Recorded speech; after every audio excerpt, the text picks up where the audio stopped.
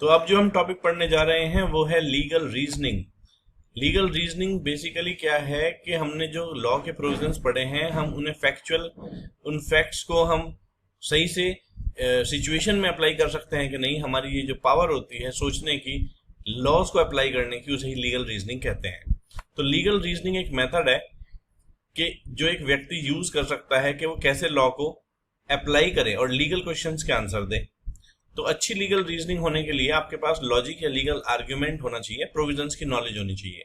Legal reasoning में legal principles को apply करना होता है एक फैक्चुअल सिचुएशन में, ताकि ऐसे केस में आप जो उसका आंसर दे रहे हो एक लॉजिक के साथ दे सको कि कौन सा प्रिंसिपल यहाँ पर लॉ का अप्लाई हुआ है और हमने इस वजह से आंसर दिया है। जो मीनिंग है लीगल रूल्स का और कैसे वो अप्लाई किया जाए, ये एक मल्टीपल इंटरप्रिटेशंस का सब्जेक्ट है। इसका मतलब कई बार लॉ के अर्थ कंफ्यूजिंग होते हैं, तो सही अर्थ निकालना लॉ का जो है वो जरूरी होता है। जब मीनिंग जो है लीगल रूल का थोड़ा सा कंफ्यूजिंग हो तो पर्सन को लीगल रीजनिंग का इस्तेमाल करना पड़ता है और समझाने के लिए, आर्ग्यूमेंट करने के लिए लॉ का इंटरप्रिटेशन सबसे कन्विंसिंग तरीके से और सबसे फेवरेबल तरीके से बताना होता है कि इस लॉ का ये अर्थ है, इसीलिए निर्णय ये होना चाहिए। तो यहां पर कुछ ऐसी सिचुएशन दी है और constitution, contract act, law of tort और कंपनी लॉ में से कुछ सिचुएशंस यहां पर बनाकर दिए हैं और उनके फिर जो है आंसर्स पूछे हैं। यहां पर सहूलियत ये दे दी थोड़ी सी कि लीगल प्रिंसिपल भी स्टडी मटेरियल में खुद ही लिख दिया, तो हमें ये सोचने की जरूरत नहीं कि कौन से पार्ट में से है। फिर लीगल प्रिंसिपल दिया, फैक्चुअल सिचुएशन दी और उसके आधार पर एक क्वेश्चन सॉल्व करने के लिए दे दिया। इसमें थोड़ी बहुत जो है पहले क्वेश्चन में एक टाइपिंग मिस्टेक है, वो अभी हम लोग डिसाइड बता देंगे। यहाँ पे आप चाहो तो यहाँ पर पहले ही काटकर मिस्टर राहुल की जगह मिस्टर सिन्हा कर लो, क्योंकि क्वेश्चन में यहाँ पे राहुल गलती से लिखा गया, यहाँ पर मिस्टर सिन्हा होना चाहिए। तो ये जो वर्ड है ना मिस्टर सिन्हा, तो ये मिस्टर सिन्हा लिख लो यहाँ पे, फिर क्वेश्चन बिल्कुल ठीक हो जाएगा। तो एक लीगल सिद्धांत दिया गया। लीगल सिद्धांत जैसे हम ऊपर कॉन्स्टिट्यूशन में पढ़ के आए थे कि भारत में सभी सिटीजन्स के पास freedom of speech and expression होता है। ये अधिकार article 19 of the constitution of India ने दिया है और ये हमारा फंडामेंटल अधिकार है। अब ये इन्होंने लीगल सिद्धांत समझाया और फिर उसके आधार पर एक सिचुएशन दी। बताया कि मिस्टर सिन्हा एक बहुत ही फेमस इंग्लिश राइटर और ऑरेटर हैं। ऑरेटर मतलब जो वक्ता होते हैं, जो अपनी जो है राइटिंग्स को भी जो है पूरा एक्सप्लेन करते हैं। तो मिस्टर सिन्हा एक बहुत ही फेमस इंग्लिश राइटर और ऑरेटर हैं।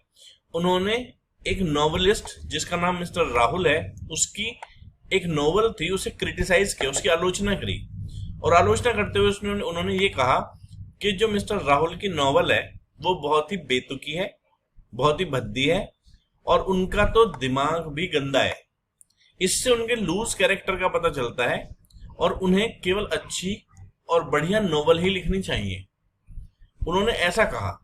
इस आधार पर फिर सवाल उठा कि क्या मिस्टर सिन्हा के ऊपर डिफेमेशन का केस चलाया जा सकता है? तो आंसर है कि हाँ, उनके ऊपर डिफेमेशन का केस चलाया जा सकता है।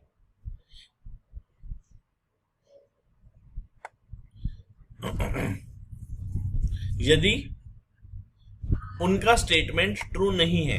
क्यों? क्योंकि ये एक व्यक्ति के कैरेक्टर पर टिप्पणी कर दी उन्होंने कह दिया इनका कैरेक्टर लूज है, जिसकी वजह से मिस्टर राहुल की जो समाज है, समाज में बेइज्जती हो गई एक तरह से।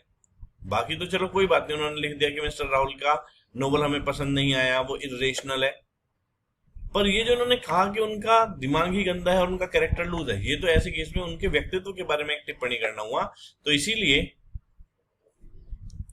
जो है वो डिफेमेशन के लिए मिस्टर सिन्हा के ऊपर आरोप लगाया जा सकता है, क्योंकि उन्होंने या तो जो कहा वो ट्रू नहीं है या वो बैड इंटेंशन, मैलाफिड इंटेंशन से कहा गया। तो इसीलिए फर्स्ट क्वेश्चन का जो आंसर है वो है बी। फिर दूसरा, second legal principal. Second legal principle क्या कहता है? सेकंड लीगल प्रिंसिपल कहता है हर सिटीजन जो है उसके पास फंडामेंटल अधिकार है कैरी ऑन करने के लिए कोई भी ट्रेड या प्रोफेशन जो वो चाहता है, लेकिन इसके ऊपर जो सरकार है, जो लॉ है, उसने रीजनेबल रिस्ट्रिक्शंस लगा रखी हैं। सिटीजन के पास अधिकार है कि वो कैरी ऑन कर सके कोई भी lawful trade, profession, business, vocation अपनी चॉइस का, पर रीजनेबल रिस्ट्रिक्शंस के अधीन रहते हुए।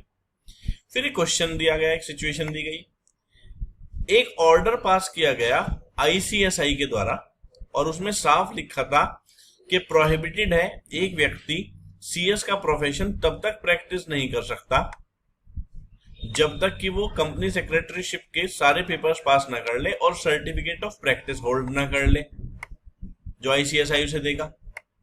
मिस्टर मनोज, जो कि executive program passed out student है कंपनी सेक्रेटरीशिप के, उन्होंने कोर्स को चैलेंज कर दिया और कहा कि ये हमारे फंडामेंटल अधिकार को रोकता है हमें कंपनी सेक्रेटरीशिप का प्रोफेशन अपनाने से। उनके हिसाब से जो चाहे कंपनी सेक्रेटरीशिप का प्रोफेशन अपना सकता है, पेपर पास करने की रिस्ट्रिक्शन नहीं लगा सकते। ऐसा कहना तो गलत है, क्योंकि पहले लिख दिया कि हम कोई काम कर तो सकते हैं लेकिन सब्जेक्ट टू रीजनेबल रिस्ट्रिक्शन। और रीजनेबल रिस्ट्रिक्शन क्या है कि जो प्रोफेशनल कोर्सेज हैं उसमें आप प्रोफेशन को केवल तभी अपना सकते हो यदि आप उस इंस्टीट्यूट के द्वारा जो रिक्वायरमेंट पुट की गई है उस प्रोफेशन को प्रैक्टिस करने की वो पूरी कर लें। तो जैसे CA है, CS है, CMA है जिसे हम CW भी कहते हैं, एडवोकेट हैं, डॉक्टर्स हैं, ये अपने प्रोफेशन को केवल तब प्रैक्टिस कर सकते हैं जब इनका जो इंस्टीट्यूट है, जो बॉडी है, वो अपनी रिक्वायरमेंट सारी की सारी जो उन्होंने बता रखी है व्यक्ति उसे पूरा करे और उनसे फिर अपनी मेंबरशिप हासिल करे। जैसे चार्टर्ड अकाउंटेंट को भी मेंबरशिप हासिल करने के बाद सर्टिफिकेट ऑफ प्रैक्टिस लेना पड़ता है, जैसे कंपनी सेक्रेटरी को भी सारी पेपर पास करने के बाद, ट्रेनिंग पूरी करने के बाद इंस्टीट्यूट से सर्टिफिकेट ऑफ प्रैक्टिस लेना पड़ता है, तब वो कंपनी सेक्रेटरीशिप के प्रोफेशन को अपना सकता है। तो इस तरह के रिस्ट्रिक्शन जो है वो वैलिड रिस्ट्रिक्शंस हैं। इसीलिए मिस्टर मनोज ने जो कहा है कि ये हमारे फंडामेंटल अधिकारों का उल्लंघन है, उनका ऐसा कहना सही नहीं है। तो इसीलिए इस तरह का जो बैन ICSI ने लगा रखा है वो जस्टिफाइड है और जो मिस्टर मनोज का ये प्रोफेशन कैरी आउट करने का अधिकार है ये एब्सोल्यूट नहीं है। फिर उसके बाद बात आती है थर्ड लीगल प्रिंसिपल की। Contract is an agreement which the law will enforce. All agreements are contracts if they are made with free consent by the parties competent to contract for lawful consideration and with lawful object. Contract एक agreement है जो law द्वारा enforce होता है। सारे agreement contract होते हैं यदि वो फ्री कंसेंट से पार्टीज के बने हैं जो कॉम्पिटेंट है कॉन्ट्रैक्ट करने के लिए, कंसिडरेशन भी लॉफुल हो, ऑब्जेक्ट भी लॉफुल हो। अब हुआ क्या कि फैक्चुअल सिचुएशन में दिया कि मिस्टर राजा ने ऑफर किया बाय करने के लिए मिस्टर राम की कार 5 लाख में, पर मिस्टर राम ने ऑफर को ठुकरा दिया। बाद में मिस्टर राजा ने कहा मिस्टर राम मैं तुम्हें मार दूंगा, या तो अपना जो है कॉन्ट्रैक्ट करो मेरे साथ। अब डरकर मिस्टर राम एग्री हो गए सेल करने के लिए गाड़ी। मिस्टर राम ने सब्सिक्वेंटली कॉन्ट्रैक्ट को तोड़ दिया। तो मिस्टर राजा क्या कॉन्ट्रैक्ट को एनफोर्स कर सकते हैं? तो आंसर है नहीं, क्योंकि हमने पढ़ रखा है कि डराना कॉर्शन होता है सेक्शन 15, और यदि किसी को डराकर किसी से कोई कॉन्ट्रैक्ट किया गया है तो वो वॉइडेबल होता है उस पार्टी के ऑप्शन पर जिसके साथ ऐसा किया गया है। तो यहां पर मिस्टर राजा ने मिस्टर राम को डराया, इसलिए मिस्टर राम के ऑप्शन पर कॉन्ट्रैक्ट वॉइडेबल था और उन्होंने उसे रिजिन भी कर दिया। तो इसीलिए मिस्टर राजा जो है वो कॉन्ट्रैक्ट को एनफोर्स नहीं कर सकते। क्यों? क्योंकि मिस्टर जो है राम को जबरदस्ती कॉन्ट्रैक्ट में एंटर कराया था, इसीलिए सूट फेल हो जाएगा और मिस्टर राजा केस हार जाएंगे। फोर्थ लीगल प्रिंसिपल क्या कहता है? कॉन्ट्रैक्ट एक एग्रीमेंट है जो लॉ से एनफोर्स होता है। सारे एग्रीमेंट कॉन्ट्रैक्ट होते हैं यदि वो किए जाएं फ्री कंसेंट ऑफ पार्टीज से जो कॉन्ट्रैक्ट करने के लिए कॉम्पिटेंट है, लॉफुल कंसिडरेशन और लॉफुल ऑब्जेक्ट के लिए। क्वेश्चन क्या है? मिस्टर जॉय एक 27 साल के लड़के हैं, वो विदाउट कंसिडरेशन एग्री हो जाते हैं मिस्टर जूली को 10,000 रुपए देने के लिए। बाद में मिस्टर जॉय अपना प्रॉमिस पूरा करने में फेल हो जाते हैं। तो जो मिस जूली हैं वो मिस्टर जॉय के ऊपर केस कर देती हैं कि भाई इन्होंने वादा किया था पर ये वादा पूरे नहीं कर रहे हैं। तो ऐसे केस में जो मिस्टर जूली हैं वे फेल हो जाएंगी क्योंकि एग्रीमेंट विदाउट कंसिडरेशन वॉइड होते हैं। कंसिडरेशन वाले चैप्टर में बता रखा है नो कंसिडरेशन नो कॉन्ट्रैक्ट, तो इसीलिए नो कंसिडरेशन नो कॉन्ट्रैक्ट के आधार पर मिस्टर जूली का केस मिस्टर जूली हार जाएंगे। फिर फिफ्थ प्रिंसिपल तो बहुत ही सिंपल है। कॉन्स्टिट्यूशन ऑफ इंडिया ने पावर दे रखी है प्रेसिडेंट ऑफ इंडिया को कि वो अपॉइंट कर सकते हैं जज हाई कोर्ट और सुप्रीम कोर्ट के। तो एक बार क्या हुआ कि जो है डेडलॉक हो गया, यानी कि दोनों जो पक्ष हैं वे आपस में निर्णय नहीं ले पा रहे थे, एक दूसरे के खिलाफ बात कर रहे थे। इस चीज को बोलते हैं डेडलॉक आ जाना, जब दो पार्टीज एग्रीड ना हो किसी चीज को लेकर। तो डेडलॉक था council of ministers including prime minister of India and president of India में, क्योंकि इनकी सलाह पर ही वो जनरली जो है अपॉइंट करते हैं हाई कोर्ट सुप्रीम कोर्ट के जजेस को। तो अब council of minister plus prime minister और प्रेसिडेंट की जो सलाह वो थी सोच वो बिल्कुल अलग अलग हो गई। प्रेसिडेंट ऑफ इंडिया ने उनकी सलाह के विपरीत जाकर मिस्टर आदर्श को सुप्रीम कोर्ट के जज के रूप में अपॉइंट कर दिया और मिस्टर गर्ग को जज ऑफ दिल्ली हाई कोर्ट के रूप में अपॉइंट कर दिया। तो बात आती है कि अपॉइंटमेंट किसका वैलिड है, तो अपॉइंटमेंट मिस्टर आदर्श का वैलिड है, क्योंकि प्रेसिडेंट ने अपॉइंट किया मिस्टर आदर्श को और प्राइम मिनिस्टर ने अपॉइंट किया दिल्ली हाई कोर्ट के जज को। अधिकार किसका है, अधिकार है प्रेसिडेंट का। प्राइम मिनिस्टर का अधिकार तो केवल सलाह देने का है, प्रेसिडेंट का अधिकार अपॉइंट करने का है। तो इस सिचुएशन के आधार पर तो केवल मिस्टर आदर्श का जो अपॉइंटमेंट है वो ही वैलिड है, क्योंकि जिसके पास अपॉइंट करने की अथॉरिटी है वही अपॉइंट कर सकता है, सलाह देने वाला अपॉइंट थोड़ी कर सकता है। तो इसीलिए आंसर होगा बी। फिर legal principle sixth, a violation of legal right with और without damage give rise to tort. बिल्कुल सही बात है। यदि लीगल अधिकारों का उल्लंघन हुआ है, चाहे भले ही नुकसान ना हुआ हो, यदि लीगल अधिकारों का उल्लंघन हुआ है तो आप टॉर्ट में जा सकते हो। लेकिन यदि आपका नुकसान हुआ है पर लीगल अधिकारों का नुकसान नहीं हुआ तो फिर आप कोर्ट में नहीं जा सकते। तो मिस्टर केतन ने एक कोचिंग क्लास जो है वो एस्टैब्लिश करी कंपनी सेक्रेटरीशिप स्टूडेंट्स के लिए, एग्जीक्यूटिव प्रोग्राम के लिए, और वो हर बच्चे से हर साल की 10,000 रुपए ट्यूशन फीस लिया करते थे। मिस्टर केतन के नेबर थे मिस्टर कालिया, उन्होंने एक और coaching class company secretaryship students executive program की पास में खोल ली। अब उन दोनों में हो गया कंपटीशन। इसकी वजह से मिस्टर केतन को अपनी फीस 10 की जगह 7,000 रुपए रखनी पड़ी। अब मिस्टर केतन का जो है 3,000 रुपए पर स्टूडेंट का पर ईयर का नुकसान हो रहा था। तो यहां पर अधिकार केवल पैसों का हो रहा है, वो नुकसान केवल पैसों का हो रहा है, लीगल अधिकारों का नुकसान नहीं हो रहा। इस वजह से मिस्टर केतन के पास मिस्टर कालिया के ऊपर केस फाइल करने का अधिकार नहीं है। तो ऐसे केस में लिखा है कि यहां पर नुकसान तो हो रहा है पर लीगल इंजरी नहीं हो रही, इसीलिए केस नहीं फाइल किया जा सकता। आंसर हुआ सी। 7th क्वेश्चन, कंपनी का मतलब होता है वो कंपनी जो कंपनी एक्ट के तहत बनी है या पुराने कंपनी लॉज के तहत बनी हुई है।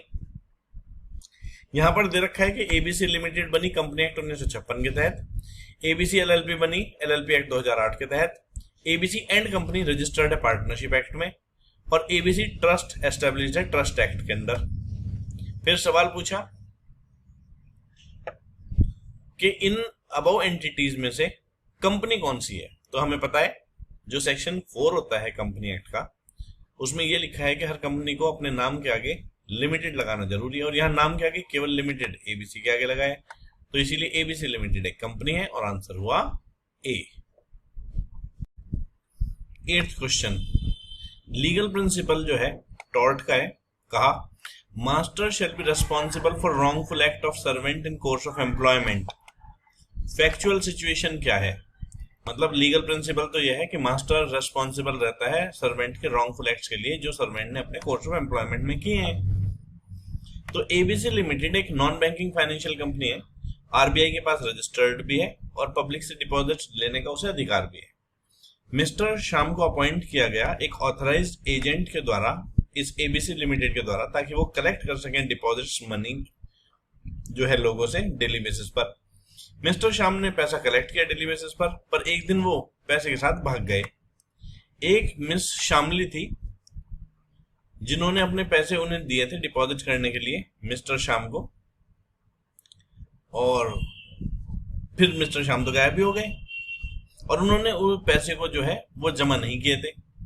तो मिस शामली जो है वो एबीसी लिमिटेड के पास पहुंची और एनबीएफसी ने ये कहा कि मिस्टर श्याम तो हमारे एम्प्लॉय थे ही नहीं, वो तो हमारे एजेंट थे, इसीलिए एबीसी लिमिटेड जो है वो रिस्पॉन्सिबल नहीं रहेगी उनके मिसकंडक्ट के लिए। मिस शामली ने सूट फाइल किया एबीसी लिमिटेड के खिलाफ। तो कौन लायबल होगा? तो एबीसी लिमिटेड लायबल रहेगी, क्योंकि मास्टर जो है या प्रिंसिपल जो है वो एजेंट के कामों के लिए रिस्पॉन्सिबल होता है। तो टॉर्ट ये कहता है कि यदि कोई काम किसी ने खुद किया है या दूसरे से कराया है तो दूसरे के द्वारा कराए गए काम के लिए भी वो जिम्मेदार तो खुद ही रहता है। Who has done act through another does it by himself, इसीलिए principle is responsible for the work of agent. तो इसीलिए एबीसी लिमिटेड लायबल रहेगी मिस्टर श्याम के काम के लिए, क्योंकि कोर्स ऑफ एम्प्लॉयमेंट के दौरान वो अपना ऑथराइज्ड एक्टिविटी कर रहे थे पर दूसरे के साथ उन्होंने पैसा लेकर जो है वो धोखा किया है। इसीलिए जो प्रिंसिपल है वो एजेंट के कामों के लिए जिम्मेदार रहेगा। ये कहने से कि वो सर्वेंट नहीं है, एजेंट है, एबीसी लिमिटेड अपनी लायबिलिटी से बच नहीं सकती। नाइन्थ लीगल प्रिंसिपल क्या कहता है? नाइन्थ लीगल प्रिंसिपल है member of Lok Sabha and Rajya Sabha are eligible to be ministers of union government. हाँ, बिल्कुल सही बात है। तो मिस्टर राम सिंह एक सिटिंग मेंबर है अपर हाउस ऑफ पार्लियामेंट के, और जो प्रेसिडेंट को रिकमेंडेशन जानी है प्राइम मिनिस्टर की, तो प्राइम मिनिस्टर ने प्रेसिडेंट को रिकमेंडेशन दी कि आप चाहें तो अपॉइंट कर दें राम सिंह को मिनिस्ट्री ऑफ एजुकेशन। तो ऐसे केस में क्या जो अपॉइंटमेंट है वो वैलिड रहेगा? आंसर है यस, क्योंकि प्रेसिडेंट जो है वो प्राइम मिनिस्टर की जो है सलाह पर काउंसिल मिनिस्टर्स को अपॉइंट कर सकते हैं। फिर 10th point legal principal, tort एक सिविल रॉन्ग है जिसके लिए रेमेडी है अनलिक्विडेटेड डैमेज, यानी कि मनी के रूप में आप डैमेजेस ले सकते हैं। तो एक क्वेश्चन है यहां पर कि मिस्टर सुनील जो है उनके पास 6 पेट डॉग्स हैं और वे बहुत थोड़े से खतरनाक भी हैं और वे भौंकते बहुत हैं। मिस्टर सुरेंद्र जो उनके नेबर हैं, उन्हें ऐसा महसूस होता है कि इन कुत्तों के भौंकने की वजह से और डर की वजह से मैं अपनी जो है प्रॉपर्टी को सही से एंजॉय नहीं कर पा रहा हूं, क्योंकि पड़ोस के घर में बिल्कुल जो है खतरनाक कुत्ते पाले हुए हैं और वो सारा दिन भौंकते रहते हैं। तो ऐसे केस में वो सोच रहे हैं कि जो है केस फाइल कर दिया जाए मिस्टर सुनील के खिलाफ।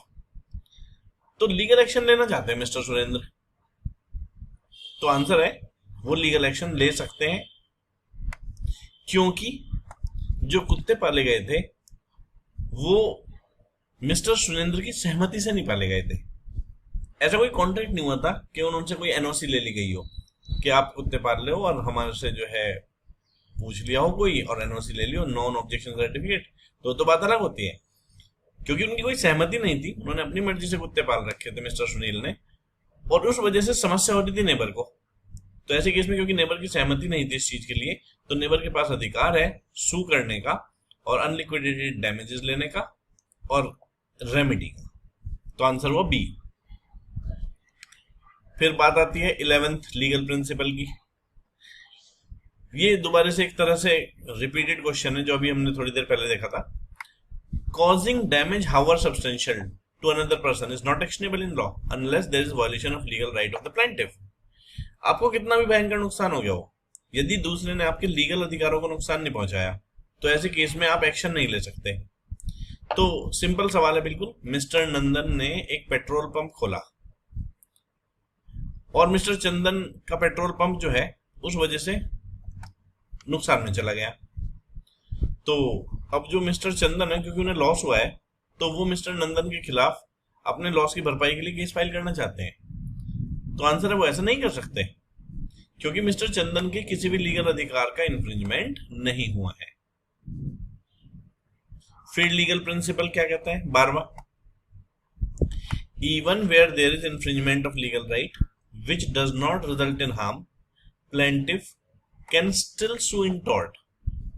यदि आपके लीगल अधिकार का उल्लंघन हुआ है, चाहे आपको कोई आराम का नुकसान ना हुआ हो, हेल्थ का नुकसान ना हुआ हो, पर लीगल प्रिंसिपल का आपका पैसे का नुकसान ना हुआ, पर लीगल प्रिंसिपल का लीगल अधिकार का नुकसान हुआ है, तो फिर आप सू कर सकते हो। जैसे कि जो कैटल ओन्ड थी मिस्टर विनय के द्वारा, वो मिस्टर विपिन के खेतों में घुस गई और उन्हें नुकसान तो नहीं पहुंचाया, कोई कंसिडरेबल नुकसान नहीं पहुंचाया उन्हें, काफी देर तक वहां घूमती रही।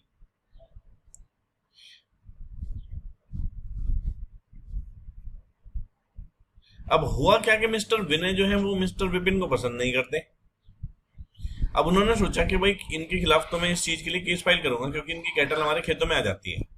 तो क्या वो ऐसा कर सकते हैं? हाँ, वो ऐसा कर सकते हैं। ये एक तरह की ट्रेस पासिंग ही तो है, जिसमें एक व्यक्ति की प्रॉपर्टी पर दूसरे उसकी इच्छा के बगैर यदि कोई और व्यक्ति या उसकी कोई कैटल वगैरह है या उसकी कोई गाड़ी वगैरह खड़ी है तो वो सू कर सकते हैं, क्योंकि उनके हालांकि नुकसान नहीं हुआ लेकिन लीगल अधिकारों का तो जो है उन्हें वंचित किया ही है। उनकी संपत्ति पर उनसे पूछे बगैर अपनी कैटल छोड़ देना, गाड़ी खड़ी कर देना, तो लीगल अधिकारों को नुकसान पहुंचा ही रहा है। ट्रेस पासिंग का केस है, इसीलिए यदि मिस्टर विपिन जो है वो केस फाइल करना चाहे तो केस फाइल करके जीत जाएंगे। 13th legal principal, normally legal principle कहता है tort feasor is liable for his tort, but in some cases a person may be held liable for tort committed by another। हाँ, vicarious liability की बात आ रही है। देखो कि वैसे तो जिसने टॉर्ट कमिट किया है वो लायबल रहता ही है, लेकिन कभी कभी दूसरे के टॉर्ट के लिए भी एक व्यक्ति लायबल हो जाता है। ऐसा हमने विकेरियस लायबिलिटी के केस में पढ़ रखा है। फैक्चुअल सिचुएशन क्या है? मिस्टर राहुल की गाड़ी उसके ड्राइवर चला रहे थे और उन्होंने इस चक्कर में एक राह चलते राहगीर को टक्कर मार दी और उसे नुकसान हो गया, उसे हैवी इंजरीज हो गई। अब जो राहगीर था उसने मिस्टर राहुल के खिलाफ केस फाइल किया। क्यों? क्योंकि ड्राइवर तो वो मिस्टर राहुल का था ना, तो प्रिंसिपल या मास्टर तो मिस्टर राहुल है और उनके द्वारा एम्प्लॉयड ड्राइवर है। तो जो पेडेस्ट्रियन ने जिसे चोट लगी वो ये कहना चाह रहा है कि भाई मास्टर ही सर्वेंट के कामों के लिए जिम्मेदार होता है, तो इसलिए मिस्टर राहुल ही जिम्मेदार है। तो विकेरियस लायबिलिटी में ऐसा ही होता है। जो पेडेस्ट्रियन है वो ऐसे केस में केस जीत जाएगा, क्योंकि मास्टर सर्वेंट के कामों के लिए लायबल है यदि उसने वे काम अपने कोर्स ऑफ एम्प्लॉयमेंट के दौरान किए हैं। यहां पर ये एजम्पशन हम ले रहे हैं कि वो ड्राइवर है और वो गाड़ी चला रहा है, तो कोर्स ऑफ एम्प्लॉयमेंट तो है ही, तो इसीलिए जो पेडेस्ट्रियन है वो केस जीत जाएगा। मिस्टर राहुल को नुकसान की भरपाई करनी होगी। 14th प्रिंसिपल, डिफेंडेंट लायबल होता है यदि वो नॉन नेचुरल यूज करे लैंड का। हाँ, बिल्कुल सही बात है, डिफेंडेंट लायबल रहता है यदि नॉन नेचुरल यूज करे लैंड का। तो हुआ क्या, मिस्टर कुंदन ने अपने लैंड पे केमिकल स्टोर कर रखे थे और वो केमिकल एस्केप हो गए। इसकी वजह से एडजेसेंट प्रॉपर्टी जो मिस्टर अंकित की थी उन्हें नुकसान हो गया। तो ये कहता है टॉर्ट का एक्ट तो कि यदि हमने कोई ऐसी चीज अपने लैंड पे स्टोर कर रखी है जो कि नॉन नेचुरल यूज है लैंड का, तो हमने कितने भी प्रयास क्यों ना किए हों, कितनी भी सिक्योरिटी मेजर्स क्यों ना ली हों, यदि वो एस्केप हो गई तो उसके लिए जिम्मेदारी तो उसी की रहेगी जो यूजर ऑफ द लैंड है। वो ये कह के बच नहीं सकता कि मैंने तो सभी मेजर्स लिए हुए थे, क्योंकि यदि आप नॉन नेचुरल यूज कर रहे हो लैंड का, कोई चीज स्टोर कर रहे हो ऐसी जिसके एस्केप होने से आसपास के लोगों को नुकसान हो सकता है, तो आप एक तरह से इंश्योरर बन गए उनके। तो फिर यदि किसी भी वजह से उन्हें हानि हुई हो, कुछ एक्सेप्शंस को छोड़कर, तो ऐसे केस में आप रिस्पॉन्सिबल रहेंगे ही रहेंगे। तो इस केस में जो प्लेंटिफ है वो जीत जाएगा, क्योंकि केमिकल्स स्टोर करना non natural use of land की कैटेगरी में आ जाता है।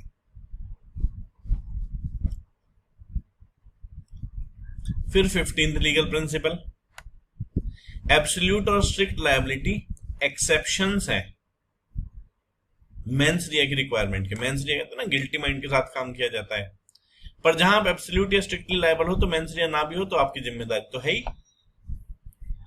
जैसे कि एक केस है बी, जो कि एक मिल ऑनर थे, उन्होंने इंडिपेंडेंट कॉन्ट्रैक्टर्स को रखा और वे इंडिपेंडेंट कॉन्ट्रैक्ट कंपिटेंट भी थे एक रिजर्वायर बनाने के लिए। उस रिजर्वायर को पानी से भरा जाना था ताकि जो मिल है उसे पानी सप्लाई किया जा सके। वहां पे एक्चुअली पुरानी जो है माइनिंग शाफ्ट्स थी जहां पर रिजर्वायर था, और कॉन्ट्रैक्टर जो है उन्हें फेल हो गए थे फुलफिल करने में, क्योंकि जो माइंस होते हैं उन्हें रेत से भर दिया जाता है ताकि मिट्टी धंसे ना बाद में। पर जो कॉन्ट्रैक्टर्स थे उन्होंने उसे भरा नहीं सही से।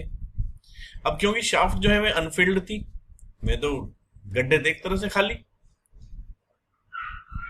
कॉन्ट्रैक्टर्स ने उन्हें ब्लॉक किया नहीं। जो इंडिपेंडेंट कॉन्ट्रैक्टर्स आए थे उन्हें पता नहीं था कि इसके नीचे माइनिंग शाफ्ट है। तो जब पानी रिजर्वायर में भरा गया तो माइनिंग शाफ्ट सारी फट गई, पानी भर गया, और बराबर में जो माइंस थी एडजेसेंट लैंड पे प्लेंटिफ की, उनमें भी पानी भर गया, जिसकी वजह से उन्हें अच्छा खासा नुकसान हो गया। हालांकि ये बात पता चली कि भाई कॉन्ट्रैक्टर, जो इंडिपेंडेंट कॉन्ट्रैक्टर थे, उन्हें ये बात नहीं पता थी कि वहां शाफ्ट है, और वो वैसे अदरवाइज किसी और चीज को लेकर नेग्लिजेंट भी नहीं थे। परंतु फिर भी रेस्पॉन्सिबिलिटी तो रहेगी यहां मास्टर की, क्योंकि रेलैंड वर्सेस फ्लैशर का जो केस है वो यही कहता है कि भले ही इंडिपेंडेंट कॉन्ट्रैक्टर हो, लेकिन एब्सोल्यूट स्ट्रिक्ट लायबिलिटी उस व्यक्ति की तो रहेगी, क्योंकि भारी मात्रा में पानी भरा जाना non natural use of land की कैटेगरी में आ जाता है। तो इसलिए जो मास्टर्स हैं उनकी इंडिपेंडेंट कॉन्ट्रैक्टर्स के जो काम हुए हैं उसके लिए रेस्पॉन्सिबिलिटी बनी ही रहेगी। तो यहां पर जो बी है, जो मिल ऑनर है, वही रेस्पॉन्सिबल है। तो ए आंसर होना चाहिए कि even though independent contractors has been not negligent होगा ये वर्ड, नेग्लिजिबल तो क्योंकि मतलब ये नहीं बैठता है, नेग्लिजिबल का मतलब तो होता है बहुत छोटा। तो हालांकि जो इंडिपेंडेंट कॉन्ट्रैक्टर्स है वो नेग्लिजिबल, वो नेग्लिजेंट नहीं थे, पर बी रहेगा लायबल लॉस सफर्ड के लिए जो प्लेंटिफ का लॉस हो गया है। यहां पर स्टडी मटेरियल में थोड़ी सी ना प्रिंटिंग प्रॉब्लम्स हैं अभी, तो शायद बाद में जब स्टडी मटेरियल है उनमें सुधार हो जाए। यहां पे नॉट बीन नेग्लिजेंट वर्ड लिखा जाएगा, नॉट बीन नेग्लिजेंट, वो नेग्लिजेंट नहीं थे, पर उसका जो मास्टर है इंडिपेंडेंट कॉन्ट्रैक्टर वो रेस्पॉन्सिबल रहेगा, क्योंकि उसकी स्ट्रिक्ट और एब्सोल्यूट लायबिलिटी है रेलैंड वर्सेस फ्लैशर की वजह से।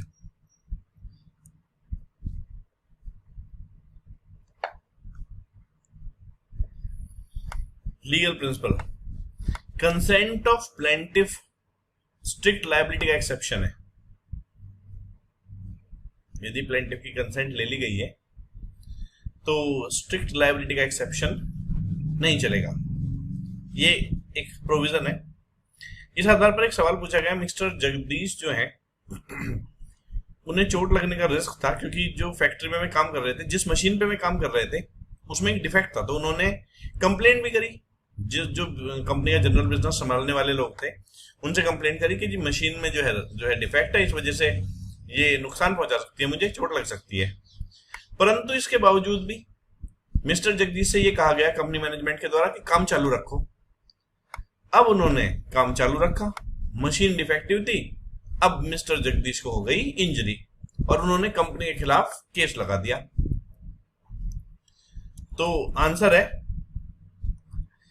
कि क्या मिस्टर जगदीश जीतेंगे? तो मिस्टर जगदीश जीत जाएंगे, क्योंकि मिस्टर जगदीश ने हाईलाइट कर दिया था रिस्क फैक्ट्री मैनेजमेंट को, और उन्हें लगता था कि मना करने से ये आपको निकाल देंगे, क्योंकि वे कह रहे हैं कि कंटिन्यू रखो वर्क। तो क्योंकि उन्होंने तो रिस्क का बताया था कि भाई रिस्क है और कृपया इसे सही करा दो, और उन्होंने नहीं कराया, तो जिम्मेदारी यहां पर फैक्ट्री ऑनर्स की रहेगी। ये वाला प्रिंसिपल यहां पर एप्लीकेबल नहीं होगा कि वो अपनी मर्जी से काम कर रहे थे, इसीलिए आंसर होगा बी।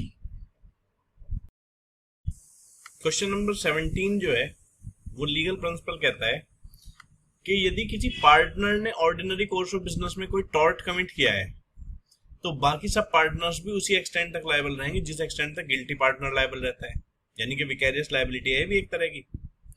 फैक्चुअल सिचुएशन क्या थी?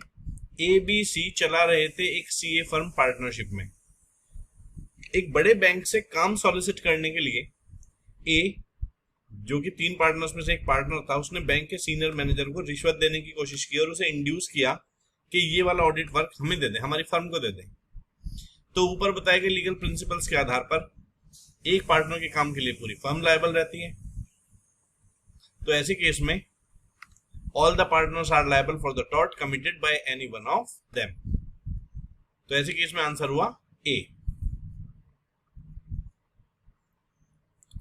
फिर 18th क्वेश्चन, लीगल प्रिंसिपल कहता है कि स्टेट टॉर्शियस लायबिलिटी से इम्यून होता है, लेकिन केवल उन फंक्शंस के संबंध में जो सॉवरेन फंक्शंस हैं।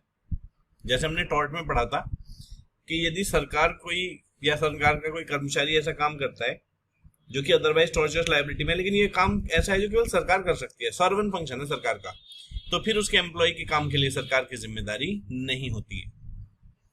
जैसे कि फैक्चुअल सिचुएशन है, चंद्रा और उसके फादर गोपाल वे जेल में थे। एक बार उनके दुश्मनों ने उन्हें बम मारे, जिसकी वजह से गोपाल की डेथ हो गई और चंद्रा भी घायल हो गया। विक्टिम्स को पहले से इस बात का अंदेशा था कि ये जो राइवल्स हैं हमारे ऊपर अटैक करेंगे, और उन्होंने ये बात जेल के अथॉरिटीज को पहले ही बता दी थी। परंतु बताने के बावजूद भी जेल के जो सुपरिटेंडेंट थे, अधिकारी थे, उन्होंने कोई एडिशनल सिक्योरिटी का इंतजाम नहीं किया। इसके विपरीत नेग्लिजेंस भी वहां दिख रही थी, क्योंकि वहां जितने पुलिस ऑफिशियल चाहिए थे उसके मुकाबले बहुत कम पुलिस ऑफिशियल्स थे जेल को गार्ड करने के लिए उस दिन। इसीलिए नेग्लिजेंस की वजह से एक केस फाइल किया गया गवर्नमेंट के खिलाफ चंद्रा के द्वारा। अब सवाल उठता है कि केस कौन जीतेगा? तो क्योंकि जेल की सुरक्षा तो एक सॉवरेन फंक्शन है, तो ऐसे केस में जो चंद्रा है वो केस हार जाएगा, गवर्नमेंट केस जीत जाएगी। तो केस फेल हो जाएगा, क्योंकि जेल मेंटेन करना एक सॉवरेन फंक्शन है स्टेट का, और इसीलिए उसकी कर्मचारियों की गलतियों के लिए भी सरकार जिम्मेदार नहीं रहेगी। क्वेश्चन नंबर 19, लीगल प्रिंसिपल में कहा कि आर्टिकल 12 के अंडर कुछ और ना कहा हो जब तक, तो parliament, Indian government, state legislature, local authorities, ये सब स्टेट की कैटेगरी में आते हैं। अब ये लोकल अथॉरिटीज चाहे इंडियन टेरिटरी के अंदर हो, चाहे गवर्नमेंट ऑफ इंडिया के कंट्रोल में हो, तो ये तो हुआ लीगल प्रिंसिपल। फैक्चुअल सिचुएशन क्या है? मिस्टर अरविंद एम्प्लॉयड किए गए ओएनजीसी के द्वारा, oil and natural gas corporation के द्वारा। वहां पर उनके साथ काम में डिस्क्रिमिनेशन या भेदभाव हुआ मैनेजमेंट की तरफ से, और उन्हें लगा कि भाई उनका तो जो इक्वालिटी का अधिकार है उसको वायलेट किया जा रहा है। तो उन्होंने सोचा कि चलो मैं ना इस चीज के लिए रिट पिटीशन फाइल करता हूं ओएनजीसी के खिलाफ। लेकिन उनके जो कुलीग्स थे, साथ के लोग, उन्होंने कहा मिस्टर अरविंद आप केस नहीं जीत पाओगे, क्योंकि ओएनजीसी स्टेट की कैटेगरी में नहीं आती। तो आंसर है ओएनजीसी तो गवर्नमेंट के अंडर है, और हमने स्टेट की जो डेफिनेशन है वो आर्टिकल 12 में पढ़ी रखी है, तो उसके तहत ओएनजीसी स्टेट की कैटेगरी में आती है।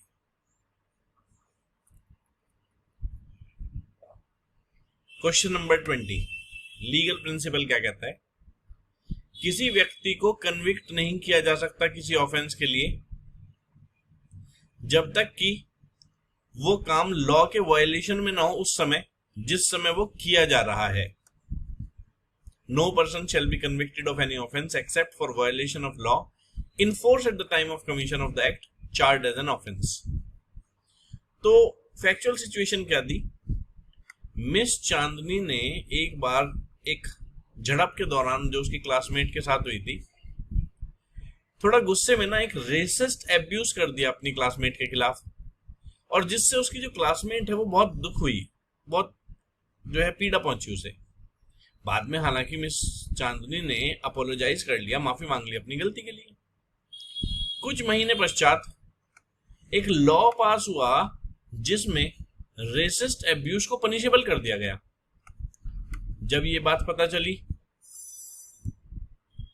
Aware of this fact that law of limitation does not apply to criminal acts, she moved an application to the court to initiate criminal action against miss Chandni for racist abuse. जब ये classmate को बात पता चली कि criminal offence में law of limitation जैसी कोई चीज नहीं है, उसमें कोई टाइम लिमिट नहीं है जिसमें आप केस फाइल कर सकते हो, तो अब जब ये बात उन्हें पता चली क्लासमेट को, तो क्लासमेट ने सोचा कि मैं क्रिमिनल जो है एक्ट के खिलाफ एप्लीकेशन फाइल करूंगी, और मिस चांदनी के खिलाफ रेसिस्ट अब्यूज करने की वजह से अब जो है केस फाइल करूंगी। तो क्लासमेट ने जो एप्लीकेशन है वो फाइल कर दी। तो सवाल उठता है कि ये एप्लीकेशन वैलिड होगी कि वॉइड होगी? तो ये एप्लीकेशन वैलिड नहीं होगी, फेल हो जाएगी, क्योंकि रेसिस्ट अब्यूज उस समय पनिशेबल नहीं था जिस समय रेसिस्ट अब्यूज पास किया गया था। तो इसीलिए आंसर होना चाहिए ए। 21 legal principal, no person shall be subject to penalty greater than that which might have been inflicted under law for in force at the time of the commission of the offense। यानी कि नियम तो ये कहता है कि यदि कोई ऑफेंस कमिट किया गया है तो जिस समय जो ऑफेंस कमिट किया गया है उस समय जो पेनल्टी लगती है उस व्यक्ति पर उतनी ही पेनल्टी लगेगी। बाद में पेनल्टी बढ़ा देने पर उसके ऊपर पेनल्टी बढ़ाई हुई नहीं लगाई जा सकती, क्योंकि जिस समय ऑफेंस कमिट किया गया था लॉ ने उस समय उतनी पेनल्टी लगाई गई थी। तो एक फैक्चुअल सिचुएशन दी, एक व्यक्ति एक्यूज्ड है, उसने चीटिंग करी और इससे पहले कि वो पकड़ा जाता लॉ जो रिलेटिंग टू चीटिंग है वो चेंज हो गया और उसमें जो पनिशमेंट है उसे लाइफ इंप्रिजनमेंट, उम्र कैद की सजा घोषित कर दी गई। बंदे को गिल्टी पाया गया और उसे उम्र कैद की सजा दे दी गई। उसने इस सेंटेंस को चैलेंज किया कि भाई जिस समय मैंने कमिट किया था ऑफेंस उस समय तो लॉ कुछ और था, आज कुछ और है। तो ऐसे केस में उसका चैलेंज सक्सीड होगा, क्योंकि पनिशमेंट फॉर चीटिंग नहीं था लाइफ इंप्रिजनमेंट जब ऑफेंस कमिट किया गया था।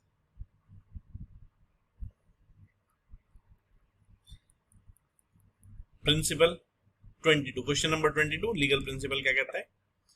पार्लियामेंट अमेंड कर सकता है कॉन्स्टिट्यूशन का कोई पार्ट इंक्लूडिंग फंडामेंटल राइट्स भी, लेकिन पार्लियामेंट कॉन्स्टिट्यूशन का बेसिक स्ट्रक्चर तो चेंज नहीं कर सकता। क्वेश्चन दिया गया है गवर्नमेंट ऑफ इंडिया ने पास किया कॉन्स्टिट्यूशनल अमेंडमेंट एक्ट और उसमें जुडिशरी की इंडिपेंडेंस को ही करप्ट करने का लॉ पास करा। इस एक्ट को चैलेंज किया गया सुप्रीम कोर्ट में एक एनजीओ के द्वारा। तो सवाल उठता है चैलेंज का क्या होगा? चैलेंज सक्सीड करेगा क्योंकि बेसिक स्ट्रक्चर हमारा जुडिशरी को इंडिपेंडेंट बताता है लेजिस्लेचर से, इसीलिए आंसर होगा A. The challenge will succeed because any amendment that comprises independence of judiciary is unconstitutional. Question number 23 legal principles, directive principles of state policy are non justiciable in nature, यानी कि जो directive principles of state policy हैं आप उन्हें enforce नहीं कर सकते। तो फैक्चुअल सिचुएशन दी गई, मिस्टर सुमित वर्क करते हैं काउ के प्रोटेक्शन के लिए। उन्हें पता चला कि कुछ स्टेट्स में ऐसे लॉ हैं जो काउ की स्लॉटरिंग यानी कि गाय का कटान जो है वो अलाउड करते हैं। उन्हें ये बात भी पता थी कि एक directive principle of state policy कहती है कि काऊ का स्लॉटर भारत में होना नहीं चाहिए। इसके आधार पर वे सुप्रीम कोर्ट के पास पहुंचे और उन्होंने कहा कि आप जो है स्टेट्स गवर्नमेंट को डायरेक्शन दीजिए कि वे काऊ स्लॉटरिंग को रोकने के लॉज लाएं। तो उनके पिटीशन का क्या होगा? उनके पिटीशन फेल हो जाएंगे क्योंकि directive principle of state policy court में एनफोर्सेबल नहीं है। वो स्टेट की मर्जी है कि वो उसके ऊपर लॉ एप्लीकेबल करें कि ना करें। क्वेश्चन नंबर 24 लीगल प्रिंसिपल क्या कहता है? ये एक तरह से रिपीटेड क्वेश्चन है फिर से। लीगल प्रिंसिपल कहता है right of citizen to practice any profession और to carry on any occupation, trade और business is fundamental right. Legal provision तो ये कहता है कि हर एक के पास अधिकार होता है कोई भी लॉफुल प्रोफेशन अपनाने का, और वो बिजनेस करना, ट्रेड करना, मेहनत करना, फल कमाना उसका फंडामेंटल राइट है। फैक्चुअल सिचुएशन क्या है? लॉ पास किया गवर्नमेंट ने और उन्होंने कहा चाहे भले ही किसी को अच्छी नॉलेज क्यों ना हो कोर्ट में अपियर होने की, लेकिन जब तक उसके पास लॉ की डिग्री नहीं होगी और बाकी मैंडेटरी कंडीशंस पूरी नहीं होंगी तब तक उसे कोर्ट में प्रैक्टिस करने का कोई अधिकार नहीं है। इसकी वजह से मिस्टर दिनेश जो है वो कोर्ट में अपियर नहीं हो पाए और उन्हें लगा कि उन्होंने जो है उनका जो फंडामेंटल राइट है कोई भी प्रोफेशन प्रैक्टिस करने का, कोई भी ऑक्यूपेशन, ट्रेड, बिजनेस प्रैक्टिस करने का, वो वायलेट हो रहा है। तो उन्होंने सोचा इस वायलेशन के खिलाफ कोर्ट में जाया जाए कि ये तो फंडामेंटल राइट का वायलेशन है। तो आंसर है उनका जो केस है वो फेल हो जाएगा क्योंकि गवर्नमेंट के पास अधिकार है एलिजिबिलिटी डिस्क्राइब करने का किसी भी प्रोफेशन के रेस्पेक्ट में, किसी भी ट्रेड के रेस्पेक्ट में। इसीलिए उनका जो ये कहना है वो फेल हो जाएगा उनका, क्योंकि कुछ प्रिस्क्राइब कंडीशन तो कुछ प्रोफेशन प्रैक्टिस करने के लिए बनाई ही जा सकती है। Question number 25, legal principal. जो कॉन्स्टिट्यूशन का आर्टिकल 14 है उसमें लिखा है कि स्टेट यानी कि सरकार डिनाई नहीं कर सकती किसी व्यक्ति को इक्वालिटी बिफोर लॉ या इक्वल प्रोटेक्शन ऑफ लॉ अपने टेरिटरीज के अंदर। तो यानी कि सब उसकी टेरिटरीज के अंदर लॉ के लिए इक्वल है।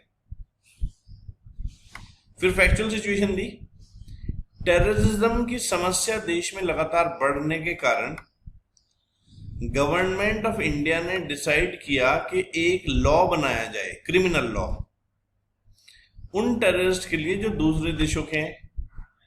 एक विदेशी टेररिस्ट पकड़ा भी गया पुलिस के द्वारा और उसे नए लॉ के तहत जो है सब्जेक्ट टू किया गया। तो उसने कहा कि उसका जो राइट है आर्टिकल 14 में दिया गया, इंडियन कॉन्स्टिट्यूशन के आर्टिकल 14 में जो इक्वालिटी का राइट दिया गया वो वायलेट हो रहा है, क्योंकि उसका जो कहना है वो ये है कि जो किसी और टेररिस्ट पर लॉज लगने चाहिए वही मेरे पे लगने चाहिए। तो आर्टिकल 14 इक्वालिटी ऑफ लॉ की बात करता है, तो वो कह रहा है मैं भी सबके समक्ष हूं तो मुझे मेरे ऊपर भी इक्वल लॉ लगने चाहिए। तो जो सजा किसी और लॉ टेररिस्ट को मिलेगी, जो इंडियन टेररिस्ट को मिलेगी, वो मुझे मिलनी चाहिए। यहां पर वो ऐसे में उसका क्लेम जो है वो सही होगा। वो यदि केस करता है तो या केस में ये बात पुट करता है तो ये बात मानी जाएगी, क्योंकि वो भी एंटाइटल्ड है, वो भी सब्जेक्ट टू सेम लॉज है जैसे कोई और व्यक्ति होता है जो सेम ऑफेंस के लिए चार्ज किया गया है। तो ऐसे केस में आंसर होना चाहिए सी।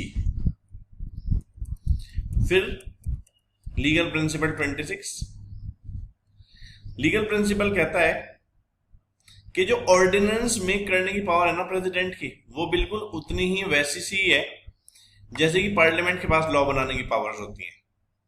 तो प्रेसिडेंट की लॉ बनाने की पावर ऑर्डिनेंस जो है पास करके बिल्कुल लेजिस्लेटिव पावर जैसी है पार्लियामेंट की।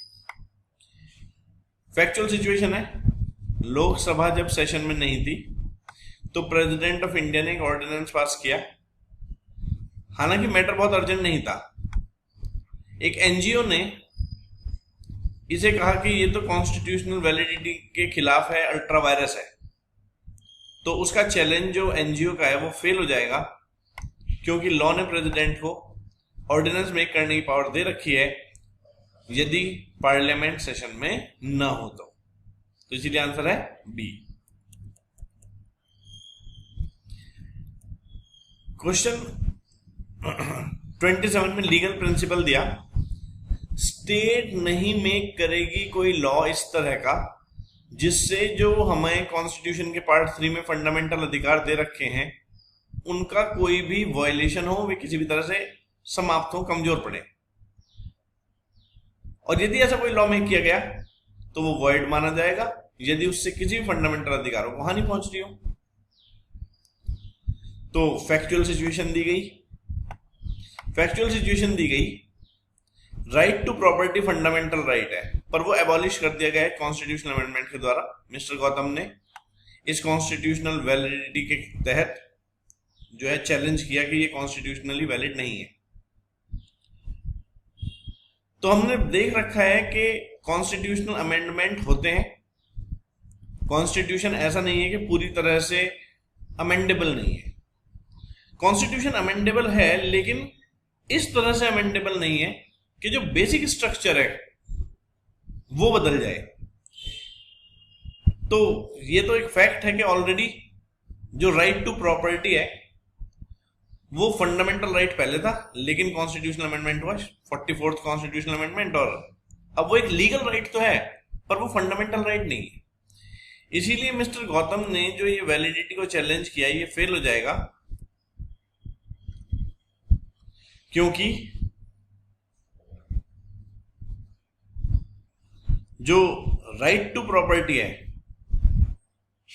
अब वो फंडामेंटल राइट्स में है ही नहीं पार्ट 3 में।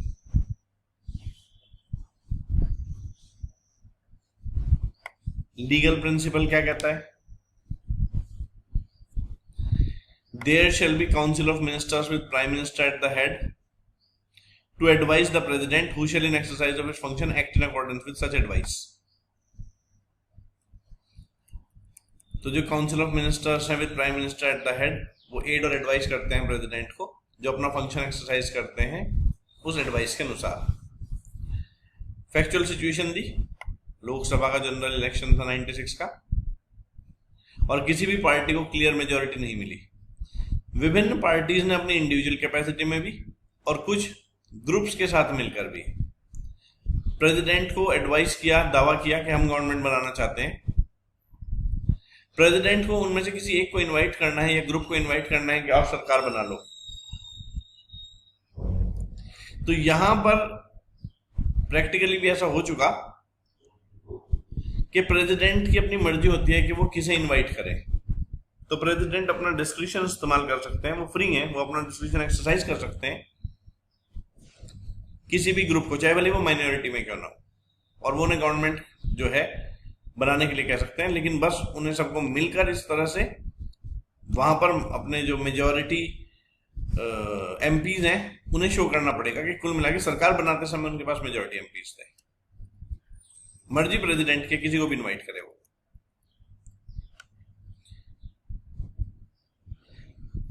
क्वेश्चन नंबर 29, लीगल प्रिंसिपल कहता है एग्रीमेंट जो लॉ से एनफोर्सेबल होते हैं उन्हें कॉन्ट्रैक्ट कहते हैं। फैक्चुअल सिचुएशन दी गई, मिस्टर ए और मिस्टर बी फादर है माइनर बॉय पी के और माइनर गर्ल क्यू के। वे आपस में एग्रीमेंट करते हैं कि एक दूसरे से जब बच्चे होंगे बड़े उनकी शादी कर दी जाएगी। मिस्टर बी बाद में अपने एग्रीमेंट से मुकर जाते हैं, तो सलाह दें मिस्टर ए को। मिस्टर ए एग्रीड है, अब वे मिस्टर बी को सू करना चाहते हैं और मिसेस क्यू को भी सू करना चाहते हैं, मिस क्यू को भी सू करना चाहते हैं। मिस्टर बी को और मिस क्यू को सू करना चाहते हैं कि उन्होंने एग्रीमेंट की ब्रीच करी है। वे ऐसा नहीं कर सकते क्योंकि ये एग्रीमेंट था ही नहीं, क्योंकि माता पिता को बच्चों की शादी का एग्रीमेंट करने का कोई अधिकार नहीं होता। ये agreement in restraint of parental rights की कैटेगरी में आता है। फिर बात आती है लीगल प्रिंसिपल। क्वेश्चन नंबर 30, सारे एग्रीमेंट कॉन्ट्रैक्ट होते हैं यदि वे फ्री कंसेंट ऑफ पार्टीज से किए गए हैं, जो पार्टीज कॉम्पिटेंट है कॉन्ट्रैक्ट करने के लिए, और लॉफुल कंसिडरेशन लॉफुल ऑब्जेक्ट के साथ।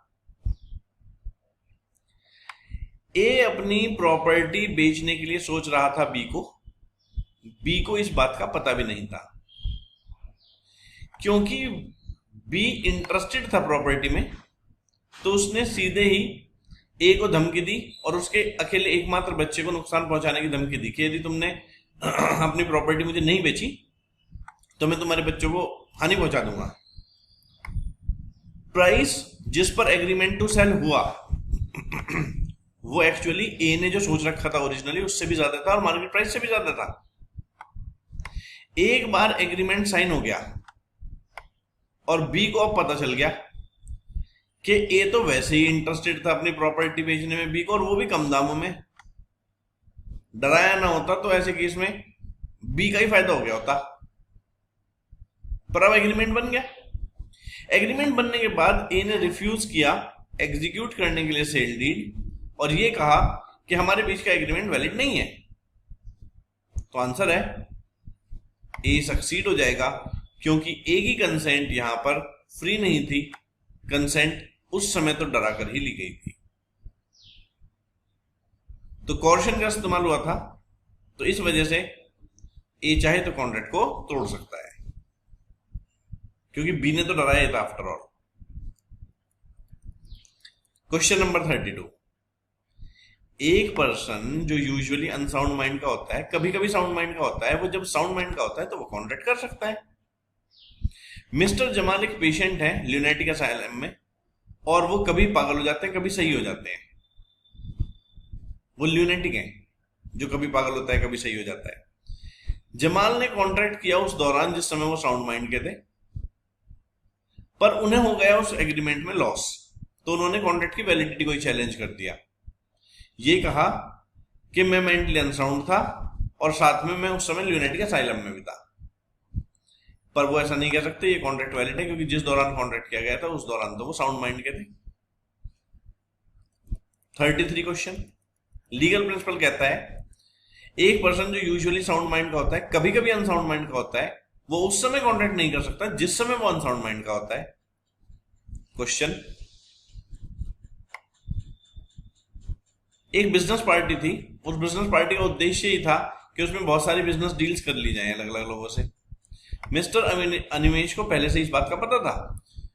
मिस्टर अनिमेश ने उसके बावजूद भी बहुत ज्यादा शराब पी ली और उनकी स्थिति ऐसी हो गई कि वो कॉन्ट्रैक्ट की शर्तों को नहीं समझ पा रहे थे, वो रेशनल जजमेंट नहीं ले पा रहे थे, वो अपने ऊपर अपने इंटरेस्ट के फेवर में चीजें नहीं समझ पा रहे थे, वो नशे में थे। उसके बावजूद भी उन्होंने बहुत सारे कॉन्ट्रैक्ट कर लिए पार्टी में। उनमें से एक एग्रीमेंट ऐसा था जिसमें टर्म्स कंडीशंस बहुत ज्यादा ऑपरेसिव थी मिस्टर अनिमेश के लिए, इसीलिए अब बाद में वो उस कॉन्ट्रैक्ट की वैलिडिटी को चैलेंज करना चाहते हैं। तो वो ऐसा कर सकते हैं क्योंकि वो टेम्परेरी अनसाउंड माइंड के थे जिस समय एग्रीमेंट किया, क्योंकि वो उस समय ड्रंक स्टेट में थे और ड्रंक व्यक्ति जो है अनसाउंड माइंड की कैटेगरी में आ जाता है। तो आंसर हुआ बी। फिर legal principal, question number 34, contract को कहते हैं कि वो अनड्यू इन्फ्लुएंस से हुआ है जहां पर रिलेशन जो पार्टीज के बीच की हैं वो ऐसी हैं कि एक पार्टी ऐसी पोजीशन में आ जाता है कि दूसरे के विल को डोमिनेट कर सकता है, और यदि वो दूसरे की विल को डोमिनेट करता है तो ये कहते हैं कि उसने अनफेयर एडवांटेज लिया दूसरे के ऊपर और ये अनड्यू इन्फ्लुएंस का केस बनता है। फैक्चुअल सिचुएशन है, मिस्टर अश्वनी जो है उन्होंने अपने बेटे को कुछ पैसा एडवांस किया जब वो माइनर था। बड़ा होने पर उन्होंने पेरेंटल इन्फ्लुएंस का मिसयूज किया और उससे भुवन से अपने बेटे से एक बॉन्ड साइन करा लिया जो कई गुना ज्यादा अमाउंट का था उससे जितना पैसा माइनॉरिटी में दिया गया था। तो ये तो साफ ही केस अनड्यू इन्फ्लुएंस का है, क्योंकि यहां पे तो खुद ही क्वेश्चन में कह दिया miss use of parental influence, तो इसीलिए यहां पर कहेंगे कि अश्विनी ने अनड्यू इन्फ्लुएंस का प्रयोग किया।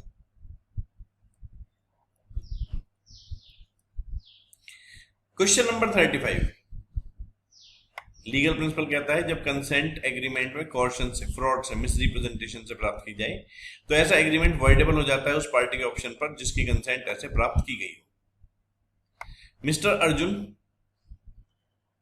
उन्होंने धोखा देने के उद्देश्य से फॉल्सली रिप्रेजेंट किया कि 500 टन ऑफ फर्टिलाइजर्स इस फैक्ट्री में एनुअली मेक होता है, और इंड्यूस भी किया फिर उन्हें ये बात बताकर कि वो इस कॉन्ट्रैक्ट में एंटर हो जाए।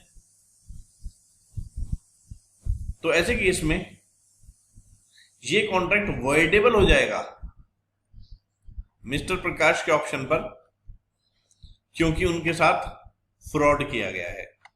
यदि कोई स्टेटमेंट जो झूठा है जानबूझकर बोला जाए, दूसरे को कॉन्ट्रैक्ट में इंड्यूस करने के उद्देश्य से बोला जाए, धोखा देने के उद्देश्य से बोला जाए, और दूसरा उससे इंड्यूस होकर कॉन्ट्रैक्ट में एंटर हो जाए, तो पता चलने पर वो चाहे तो इस कॉन्ट्रैक्ट को तोड़ भी सकता है। यहां फ्रॉड का केस है, इसीलिए आंसर हुआ ए। क्वेश्चन नंबर 36 में लीगल प्रिंसिपल कहता है जहां पर दोनों parties to agreement under a mistake हो as a matter of fact essential to agreement को लेकर ऐसा एग्रीमेंट वॉइड हो जाता है। ये बायलेटरल मिस्टेक का केस है एक्चुअली, जहां दोनों पार्टीज अंडर मिस्टेक हो सब्जेक्ट मैटर को लेकर। एक फैक्चुअल सिचुएशन दी, मिस्टर रुपेश एग्री हो जाते हैं बाय करने के लिए मिस्टर जलाल से एक कार, और जिस समय में एग्रीमेंट कर रहे थे उन्हें ये बात पता ही नहीं थी दोनों को कि कार तो हो चुकी है नष्ट। वे उस कार को खरीदने बेचने का एग्रीमेंट कर रहे हैं जो नष्ट हो चुकी थी, जिसका उन दोनों को पता ही नहीं था। ऐसा एग्रीमेंट बायलेटरल मिस्टेक की वजह से हो जाता है वॉइड। फिर क्वेश्चन नंबर 37, क्वेश्चन नंबर 37 कहता है every agreement of which object of consideration is unlawful is void। ऐसा हर एग्रीमेंट जिसकी ऑब्जेक्ट ऑफ कंसिडरेशन अनलॉफुल होती है उसे void बोलते हैं। एक फैक्चुअल सिचुएशन दी, मिस्टर थॉमस प्रॉमिस करते हैं मिस्टर जॉनसन से कि मैं अपना जो प्रोसिक्यूशन है जो मैंने तुम्हारे खिलाफ लॉन्च किया है वो मैं छोड़ दूंगा यदि जो तुमने मेरा सामान चुराया है तुम मुझे वो वापस कर दो। जिसके लिए मिस्टर जॉनसन वादा करते हैं कि ठीक है, जो मैंने सामान तुम्हारा लूटा था, चुराया था, वो मैं वापस कर दूंगा, और तुम जो मेरे खिलाफ केस किया है वो वापस ले लो। एक्चुअली इसे बोलते हैं स्टिफलिंग प्रोसिक्यूशन। स्टिफल का मतलब होता है सप्रेस करना, प्रोसिक्यूशन का मतलब होता है जो केस इंस्टीट्यूट हो चुका है। स्टिफलिंग प्रोसिक्यूशन का मतलब होता है फाइल किया गया केस वापस ले लेना। तो फैक्चुअल सिचुएशन या स्टिफलिंग प्रोसिक्यूशन की बात कर रही है। लॉ ये कहता है कि जब किसी के खिलाफ केस हुआ है, उसने गलती करी है, तो उसे सजा मिलनी चाहिए। मात्र अपना फायदा देखकर उससे जो है उसके ऊपर जो केस किया गया है वो वापस ले लेना, एक तरह से समाज को खतरे में डालना है। तो stifling prosecution oppose to public policy होता है, इसलिए अनलॉफुल होता है। तो यहां पर ये एग्रीमेंट वॉइड माना जाएगा क्योंकि इसका ऑब्जेक्ट अनलॉफुल है। आंसर हुआ A. 38 stranger to contract can not sue for want of privity of contract. Stranger to contract case file नहीं कर सकता क्योंकि उसकी किसी के साथ कोई रिलेशनशिप ही नहीं होती। जैसे हमने पढ़ा है कि कॉन्ट्रैक्ट यदि दो लोगों के बीच में हुआ है, चाहे भले कि तीसरे के हुआ हो, बेनिफिट तीसरे को मिल रहा हो, पर क्योंकि ए और बी के बीच में कॉन्ट्रैक्ट है तो लीगल रिलेशनशिप उन्हीं के बीच में है, बाकी सब है stranger to contract. Stranger to contract के ऊपर ना तो कोई लायबिलिटी डाली जा सकती, ना ही उसके पास कोई राइट होता है कि वो कॉन्ट्रैक्ट को एनफोर्स कर सके। जैसे ए जो कि इंडेप्टेड है बी को, सेल कर देता है अपनी प्रॉपर्टी सी को, सी जो परचेजर है वो वादा करता है कि मैं पे ऑफ कर दूंगा डेब्ट्स बी को, पर सी ने बी को पैसे नहीं चुकाए। तो ऐसे केस में जो सी है, क्योंकि वो तो एक तरह से ए और बी के बीच स्ट्रेंजर है, या देखें तो जो ए और सी का कॉन्ट्रैक्ट हुआ है उसमें बी तो स्ट्रेंजर है, तो ऐसे केस में बी सू कर सी को उससे पैसे नहीं ले सकता क्योंकि वो है स्ट्रेंजर टू कॉन्ट्रैक्ट। तो इसीलिए बी के पास कोई राइट नहीं है सू करने के लिए सी को, क्योंकि कॉन्ट्रैक्ट बी और सी के बीच में हुआ ही नहीं है, उसे केवल ए एनफोर्स कर सकता है। 39 प्रोविजन क्या कहता है? लीगल प्रिंसिपल, सारे इलीगल एग्रीमेंट वॉइड होते हैं, परंतु सारे वॉइड एग्रीमेंट जरूरी नहीं इलीगल हो। फैक्चुअल सिचुएशन क्या दी गई? ए ने बोरो करे 1000 रुपए बी से पिस्टल बाय करने के लिए ताकि वो सी को शूट कर सके, जो उसने कर भी दिया। हालांकि वो फेल हो गया रीपे करने में बी को, और बी ने सोचा मैं केस फाइल करके अपने पैसे रिकवर कर लेता हूं, लेकिन वो ऐसा नहीं कर सकता क्योंकि कॉन्ट्रैक्ट ए और बी के बीच का इलीगल है। और इसके साथ ये जो 39 केस लॉस दे रखे थे या सिचुएशन बेस्ड क्वेश्चन या कहें तो हम लीगल रीजनिंग, ये हो जाती है समाप्त।